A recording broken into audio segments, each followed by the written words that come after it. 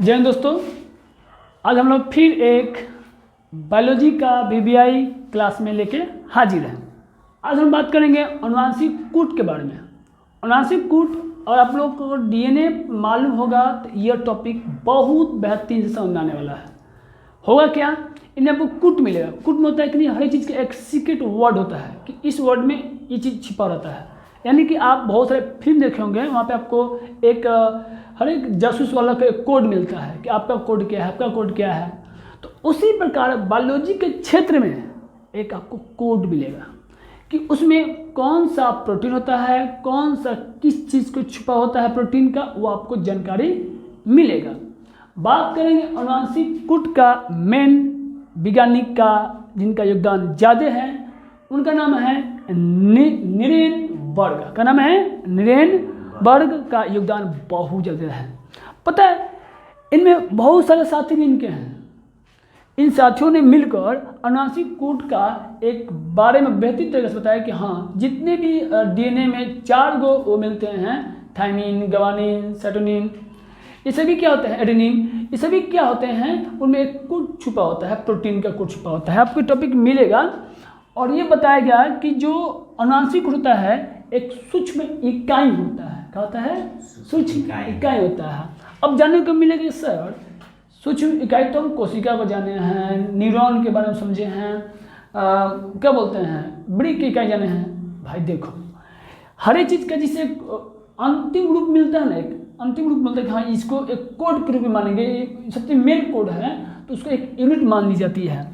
उसी तरह नरेन ने भी एक इकाई माना, और इकाई क्या माना, इस इकाई में प्रोटीन संश्लेषण का संदेश छुपा था कि इस प्रोटीन में इसका छुपा है। अब समझिए बात के पहले, मान लो कि अगर किसी मानव का डीएनए है, जो डीएनए है उनमें जो एडेनिन, थायमिन, ग्वानिन जो है, जो जिस क्रम में सजे होते हैं, उसका डीएनए जब आगे जाएगा, उसके पीढ़ी में जाएगा, तो एक मानव ही जाति के जाएगा।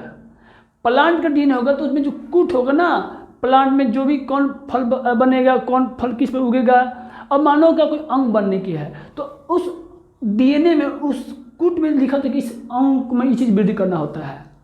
तो उसी प्रकार से प्रोटीन संश्लेषण का एक यूनिट छुपा होता है, उसमें होता है। इसमें आपको पता है वैसे कि डीएनए में 4 प्रकार के न्यूक्लियोटाइड पाए जाते हैं, एडेनिन, थायमिन, ग्वानिन, साइटोसिन। एक चीज़ और होता है कि थायमिन जब वहाँ पे यूरोसिन मिलता है आरएनए में, वो अलग टॉपिक पे है। अब बात करेंगे कि इसमें होता क्या होता है कि जो एमआरएनए पर होता है, जो उपस्थित होता है, न्यूक्लियोटाइड होते हैं।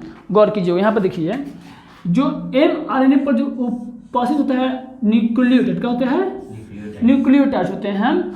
वह न्यूक्लियोटाइड की संख्या और उसका अनुक्रम एक एमिनो अम्ल की विशेषता को बतलाता है। क्या बताता है? एक विशेषता को बतलाता है। याद रखना कि जो एमआरएनए पर उपस्थित जो संख्या होता है न्यूक्लियोटाइड्स का, उसका जो और अनुक्रम होता है वो एक एमिनो अम्ल का, एक अम्ल का विशेषता बतलाता है। अब गौर करेंगे, एक कोडॉन कहते किसे हैं? इसमें जो 3 न्यूक्लियोटाइड कहते हैं, 3 न्यूक्लियोटाइड होते हैं, पूरे 20 एमिनो अम्ल का निर्माण करता है। उसके एक कोडॉन के नाम से जाना जाता है। पता है, 4 गो होते हैं, वो क्या बोलते हैं, न्यूक्लियोटाइड होते हैं, और 3 गो बनते हैं। क्या होते हैं? आपका 3 गो बनते हैं। 3 जैसे मान लो कि जितने भी आपको 3 न्यूक्लियोटाइड एक कोडॉन में होते हैं, तो 4 का जब हम क्यों करेंगे तो 4 गुने 4 गुने 4 कितना जाएगा? 64। कितना जाएगा? 64। पूछेगा कि कितना न्यूक्लियोटाइड बनते हैं, तो हो जाएगा 64 एमिनो अम्ल की। जब बात करेंगे तब बात करेंगे कि शब्दकोश किसे कहते हैं। शब्दकोश डीएनए में, सॉरी, अनुवांशिक कूट में किसे कहेंगे? तो जो अनुवांशिक भाषा का जो कोडिंग होता है, क्या होता है, जो कोडिंग होता है उसको बोलते हैं शब्दकोश। क्या वो बोलते हैं? शब्दकोश बोलते हैं। अब देखो, जो मैं 20 एमिनो अम्ल के बारे में बात किया है, यहाँ पे देखो 20 एमिनो अम्ल होता है। यहाँ पे कुछ एग्जाम्पल मैंने लिखा है, आपको 20 एमिनो अम्ल के जो एग्जाम्पल आपको यहाँ पे बेहतरीन तरीके से है। जैसे मान लीजिए L9 है, क्या है, L9 है, इसको हम लोग बोलते हैं, संकेत इसका होता है, इसका कूट होता है ALA। बात करेंगे अर्जिनिन 9, हो जाएगा ARG। एस प्रेन रेन जाइन हो जाएगा, ये एस एन हो जाएगा। इसी प्रकार से आपका एक एसिड है जिसको एस बोलते हैं। ऐसे आपको विश्व है जो कि आपको डिस्प्ले पर आपको एक दिखाई दे रहा होगा।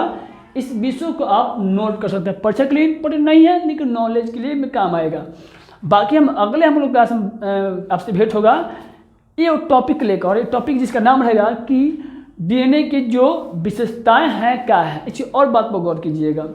देखिए कुछ हमारे जीव कुछ भाई हैं और दोस्त लोग सब हैं, उनका क्या नाम है कि आप जो भी एक नर और फीमेल रिप्रोडक्शन और मेल रिप्रोडक्शन के बारे में आप एक वीडियो बनाएं।